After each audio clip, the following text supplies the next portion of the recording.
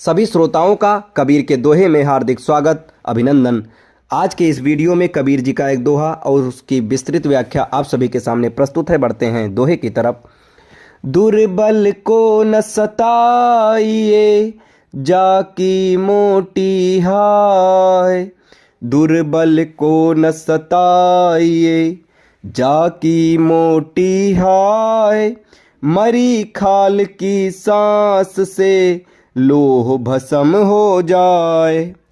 साहब कबीर जी कहते हैं, दुर्बल को न सताइए, तो वे तुम्हें कोई सदाचार का पाठ नहीं पढ़ा रहे, वे तुम्हें डरा भी नहीं रहे, वे तो केवल अस्तित्व के एक अत्यंत वैज्ञानिक नियम की ओर इशारा कर रहे हैं।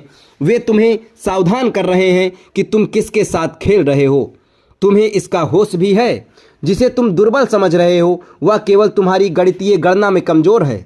शायद उसके पास धन नहीं होगा, पद की अकड़ नहीं होगी, शायद वक्त के दीमकों ने उसके भुजाओं को खोखला कर दिया होगा, लेकिन उसके पास एक ऐसी चीज है जो सम्राटों के पास भी नहीं होती, परम शून्यता।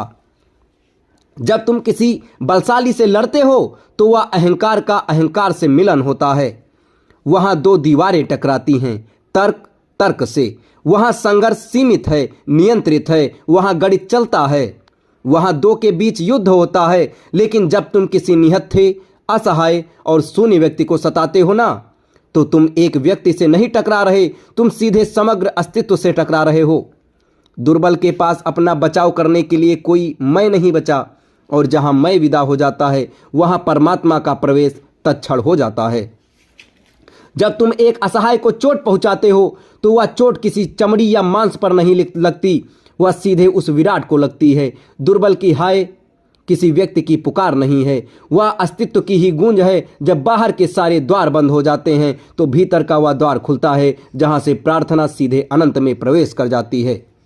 जिसे तुम दुर्बल कहते हो उसके हृदय से निकलने वाली हाय बहुत सघन होती है, क्योंकि शून्यता में बड़ी ऊर्जा होती है। जैसे एक खाली कमरे में आवाज बहुत गूंजती है, वैसे ही एक निष्कपट हृदय से निकली आह सीधे परमात्मा के कान में गूंजती है, क्योंकि उसमें कर्ता का कोई मिलावट नहीं है, वह शुद्ध पुकार है।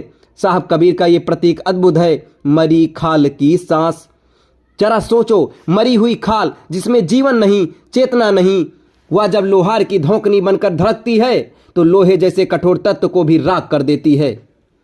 यदि निर्जीव खाल में इतनी शक्ति है तो उस जीवित मनुष्य की आत्मा की आह में कितनी ऊर्जा होगी जिसे तुमने कोने में धकेल दिया है। लोहा हथौड़े की चोट सह सकता है, लेकिन वह अग्नि की उष्मा नहीं सह सकता।